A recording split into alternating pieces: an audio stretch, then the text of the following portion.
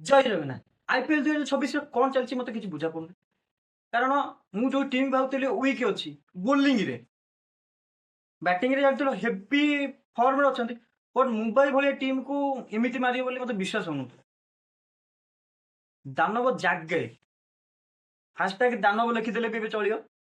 କାରଣ ଯୋଉ ଜାଗାରେ ମୁମ୍ବାଇ ତାଙ୍କର ବୋଲିଂ ଲାଇନ୍ ଦେଖିଥିବେ କୋଉ ଭଳିଆ ତଗଡ଼ା bowling line, Trent Boult, Bumrah, Allah Ghazanfar, ତାପରେ ହାର୍ଦ୍ଦିକ ପାଣ୍ଡ୍ୟା, କେମିତିଆ ବୋଲର ଅଛନ୍ତି, ୱାର୍ଲଡ କ୍ଲାସ୍ ବୋଲର, ଟି-20ର ସମସ୍ତେ ନାମୀ ଦାମୀ ବୋଲର।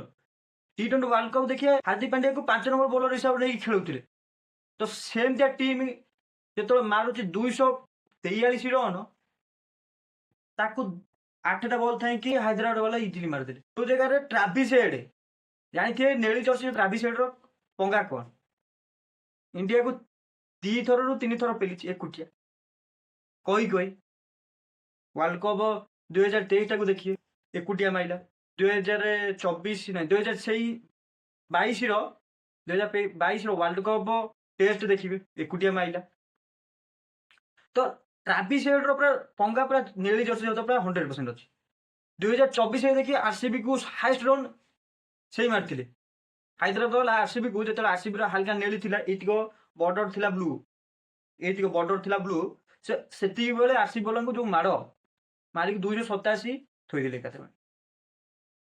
ତାପରେ ଆରସିବି ବାଲା ଏକାଥରେ ତାକୁ ବର୍ଡରଟାକୁ ନେଳି କାଟିକି ଲାଷ୍ଟ ବ୍ଲାକ୍ କରିଦେଲେ ଟ୍ରାଭିସ୍ ହେଡ୍ ଡରରେ।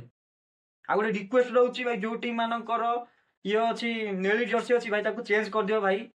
ଦାନବ ଜାଗେ, ଅଭିଷେକ ଶର୍ମା କମ୍ ପଡିଥିଲେ, ଏବେ ଟ୍ରାଭିସ୍ ହେଡ୍ ପୁରା ଫର୍ମକୁ ଫେରି ଆସିଲା। ଆଉ ହେନରି କ୍ଲାସେନ୍ ତ ପୁରା ଅଛି। ଆଉ 3 ଜଣ ବଦଳରେ 250 ରନ୍ ମାରିଥିଲେ। ଆଉ କଣ ଦରକାର, ଗୋଟେ ଟିମ୍ କଣ ଦରକାର? 3ଟା ପ୍ଲେୟାର ଫାର୍ଟେଷ୍ଟ ମାରିଥିବା ଦରକାର, 250 ରନ୍ ମାରିଦେବ, ଟି-20ରେ ଖତମ ଖେଳ। ତା ସାଙ୍ଗରେ ବି ପଳେଇ ଆସୁଛି ଆମର captain of the century Pat Cummins. ଆଉ ଦାଗ ଦେବାକୁ ପଡିବ ଏସ୍ଆର୍ଏଚ୍ ବୋଲରକୁ। ଲାଷ୍ଟ 2 ଓଭର ବହୁତ ବଢିଆ ବୋଲିଂ କରିଥିଲେ। ଲାଷ୍ଟ 2 ଓଭର ମାତ୍ର ଖାଇଛନ୍ତି 18 ରନ୍ ମୁମ୍ବାଇ ଇଣ୍ଡିଆନ୍ ଠାରୁ। ସେଇ 18 ରନ୍ଟା ମୁମ୍ବାଇ ଇଣ୍ଡିଆନ୍ କାଳ ପଡିଗଲା, ସେଇ ଜାଗାରେ ମୁମ୍ବାଇ ଇଣ୍ଡିଆନ୍ ବସିଗଲା। ଆଉ ହଁ, ବୁମରା ପାଇଁ ଗୋଟେ ସ୍ୟାଡ୍ ନ୍ୟୁଜ୍ ଭାଇ, ବହୁତ କଦର୍ଯ୍ୟ ବୋଲିଂ ହେଉଛି ତାକୁ। ଏବେ ମାନେ 15 ବର୍ଷ ଠାରୁ ଲଗେଇକି ଏବେ ଯେତିକ ଜେନ୍ଜି ବର୍ଷନ ଯେତିକ ସବୁ ବ୍ୟାଟ୍ସମ୍ୟାନ୍ ଅଛନ୍ତି, ସବୁ ବ୍ୟାଟ୍ସମ୍ୟାନ୍ ଅଛନ୍ତି, କହି ମାରୁଛନ୍ତି। ଲାଗୁଛି ଆଉ ଟିକେ ବୁମରା ରେଷ୍ଟ ନେଇକି ପ୍ରାକ୍ଟିସ ସେସନରେ କିଛି ନ୍ୟୁ ବୋଲିଂ ଆକ୍ସନଟାକୁ ବାହାର କରିବାକୁ ପଡିବ, କି ନୂଆ ଭ୍ୟାରିଏସନ ବାହାର କରିବାକୁ ପଡିବ। ନହେଲେ ତା ବଲ୍ ଟିକେ ନାକୁ ସ୍ପିଡଟାକୁ ବଢେଇବାକୁ ପଡିବ, ଯାହାଫଳରେ ଜେନ୍ଜିର ଯେତିକ ସବୁ ବ୍ୟାଟ୍ସମ୍ୟାନ୍ ସମସ୍ତେ ଭୁଣ୍ଡଲ ପଥହୀନ ବ୍ୟାଟ୍ସମ୍ୟାନ୍ଙ୍କୁ ତାଙ୍କୁ ବାଟ ଦେଖେଇ ପାରିବେ। ସେଇ ଜାଗାରେ ଭୁବନେଶ୍ୱର କୁମାର ସିଏ ସେଇଆ କରିକି ଏବେ ଯୋଉ ଜାଗାରେ ୟର୍କର ମାରିଟା ଭୁଲି ଯାଇଥିଲା, ବି ୟର୍କର ମାରୁଛି। ଦେଖିଥିବେ ଦିଲ୍ଲୀ ବିପକ୍ଷରେ ଭୁବନେଶ୍ୱର କୁମାର କୋଉ ଭଳିଆ ୟର୍କର ମାରିଲା, ବଲ୍ ଏମିତି ସାପ ହେଇକି ଭିତରେ ପଶିଲା। ଏଇଭଳିଆ ଜମାନା ବ୍ୟାଟ୍ସମ୍ୟାନକୁ ଏମିତିଆ ବୋଲିଂ ଦରକାର। ଆଜି କାଲିକି ଆସିଥିବା ଟୋକା ସିଏ ମାଇଲାଣି 400 ରନ୍ 9ଟା ମ୍ୟାଚରେ। ହାଇଦ୍ରାବାଦ ମୁମ୍ବାଇର, ହାଇଦ୍ରାବାଦ 2ଟା ବ୍ୟାଟ୍ସମ୍ୟାନ୍ ଟପ୍ରେ ବଇଛନ୍ତି 1-2ରେ। 1 ନମ୍ବର ବଇଛି ଅଭିଷେକ ଶର୍ମା, 2 ନମ୍ବର ହଉଛି ହେନରି କ୍ଲାସେନ୍। ମାନେ ଏଥିରୁ କହିବାକୁ ପଡିବ ହାଇଦ୍ରାବାଦ ବ୍ୟାଟିଂ ଲାଇନର କୌଣସି କମି ନାହିଁ।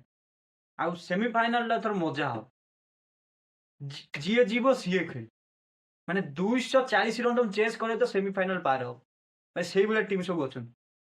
ପଞ୍ଜାବ ମାରୁଛି 230 ରନ୍, ତାକୁ ଚେସ୍ କରିଦଉଛି ରାଜସ୍ଥାନ ବାଲା।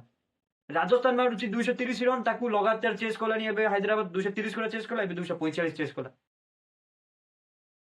ଆରସିବି ସେମିତି କାହା ବିରୁଦ୍ଧରେ ଗୋଟେ ଚେସ୍ କରିଥିଲା, 215 ରନ୍କୁ ମାରିଦେଲା 18 ଓଭରରେ। କେହି କାହାଠୁ କମ୍ ନୁହଁ। ଏଇ 4ଟା ଟିମ୍ କହିଦେଲି, ଏଇ 4ଟା ଟିମ୍ ସେମିଫାଇନାଲ ଯାଉଛନ୍ତି। ଆଉ ସବୁ ଯେତିକ ସବୁ ଟିମ୍ ଅଛନ୍ତି ସେ ଖାଲି ଆଇଛନ୍ତି ପାର୍ଟିସିପେଟ୍ କରିବାକୁ। କାହିଁକି ନା ଦେଖୁନାହାନ୍ତି, ଦିଲ୍ଲୀ ମାରିଲା 270 ରନ୍, ତାକୁ ପଞ୍ଜାବ ଇଜିଲି ଚେସ୍ କରିଦେଲା। ମାନେ କହୁଛି ଭାଇ, ଯୋଉ 4ଟା ଟିମ୍ ତଗଡ଼ା ଫର୍ମରେ ଅଛନ୍ତି, ବ୍ୟାଟିଂ ପୁରା ଓଭରଲୋଡେଡ, ଯୋଉ କହନ୍ତି आसमान छूने का बैटिंग हो गया है इनका। ତ ଯାହା ହବ ବୋଲିଂରେ ଖେଳ ହବ, ଯାହାର ବୋଲିଂ ଟିକେ ଖରାପ ହବ ସେଇ ଘରକୁ ଯିବ, ନହେଲେ ନାହିଁ। ଆଉ ଏ 4ଟା ଟିମ୍ର ଆଉ ଯେତିକ ସବୁ ତଳେ ରହିଲେ ସବୁ 6ଟା ଟିମ୍, ମତେ ଲାଗୁନାହିଁ ମୁମ୍ବାଇ ଇଣ୍ଡିଆନ୍ 2021 ପୂର୍ବରୁ ଦୁନିଆ ହିଲଉଥିଲା, ବଟ୍ ଏବେ ତା ଦୁନିଆ ହିଲି ଯାଇଛି। ତାର ଏବେ ପୁରା ବେକ ଯାଇ ପାଣି ହେଇଗଲାଣି, ଆଉ କୋଉଦିନ ଡୁବି ପଡିବ। ଆଉ ଲକ୍ଷ୍ନୌ ତ ଛାଡ଼, ଲକ୍ଷ୍ନୌ ସେମାନେ ସବୁ ତଳେ ଅଛନ୍ତି, ତାଙ୍କ କଥା କିଛି କହିବା ଯାଏ ନ କହିବା ସହିତ ସମାନ। ଆଉ ଚେନ୍ନାଇ କଥା ବି କହିବା ଯାଏ ନ କହିବା କଥା ସମାନ, କାରଣ ଚେନ୍ନାଇ ସୁପର କିଙ୍ଗ ଭାବୁଥିଲେ ତ କମ୍ବ୍ୟାକ୍ କରିବ, ବଟ୍ ଧୋନି ନାହିଁ ମାନେ କିଛି ନାହିଁ। ଧୋନି ଥିଲେ ଗୋଟେ କଣଟା ହେଇଥାନ୍ତା, ଧୋନି ନାହିଁ ମାନେ କିଛି ନାହିଁ। ଖାଲି ଯିଏ ଅଛି ଗୋଟେ ଟିମ୍, ସିଏ ହେଉଛି Gujarat Titan, Shubman Gill team, prince team. ସିଏ ଯଦି କିଛି ଗୋଟେ କ'ଣ କରିବ, ଯଦି କରିବ, ନହେଲେ ଆଉ କୌଣସି ଟିମ୍ ମୋତେ ଲାଗୁନାହିଁ କି ସିଏ ପୁଣି କ'ଣ କରିବ ନା 4 ନମ୍ବର ପୋଜିସନ୍ ରହିବା ପାଇଁ ଖେଳିବ, ଏଲିମିନେଟର ପାଇଁ। ତ ଆଉ କୌଣସି ଟିମ୍ ମୋତେ ଲାଗୁନାହିଁ କି ଯିବ ବୋଲି ସେମିଫାଇନାଲ। ଆଉ ଏଇ ଯୋଉ 4ଟା ଟିମ୍ କହିଲେ 100% ଯାଉଛନ୍ତି, ଯଦି ତାଙ୍କୁ ତ ଜଣେ କି ଯଦି ବାହାରିବ, ତା ଜାଗାରେ ଯାଇପାରେ ଗୁଜରାଟ ଟାଇଟାନ୍। ଇଏ ହେଲା ମୋ ପ୍ରେଡିକ୍ସନ୍। ଆପଣଙ୍କୁ ଯଦି କ'ଣ ଲାଗୁଛି ଆଉ କୋଉ 4ଟା ଟିମ୍ ଯାଇପାରନ୍ତି ସେମିଫାଇନାଲ, କମେଣ୍ଟରେ ବତାନ୍ତୁ। ଆଉ ଯଦି ଭିଡ଼ିଓଟା ଭଲ ଲାଗିଥାଏ ଲାଇକ୍ କରନ୍ତୁ, ସେୟାର କରନ୍ତୁ, ଆଉ ଚ୍ୟାନେଲଟିକୁ ମନେ ଦେଇକି ସବସ୍କ୍ରାଇବ୍ ଟିକେ କରିକି ଅଲ୍ ନୋଟିଫିକେସନ୍ ଅନ୍ କରିଦିଅନ୍ତୁ, ଯାହାଫଳରେ ମୁଁ ଯେକୌଣସି ଭିଡ଼ିଓ ଖାଇ ଆପଣମାନେ ସାଙ୍ଗେ ସାଙ୍ଗେ ପାଇବେ। ଆପଣଙ୍କର ଆଶୀର୍ବାଦରେ ମୁଁ ସବୁକିଛି, ତ ଆଶୀର୍ବାଦ ଦେଇ ଚାଲନ୍ତୁ, ଆଗକୁ ସେମିତି ନୂଆ ଭିଡ଼ିଓ ଦେଇ ଚାଲିଥାଏ। ଜୟ ଜଗନ୍ନାଥ, ଆଜି ପାଇଁ ଏତିକି।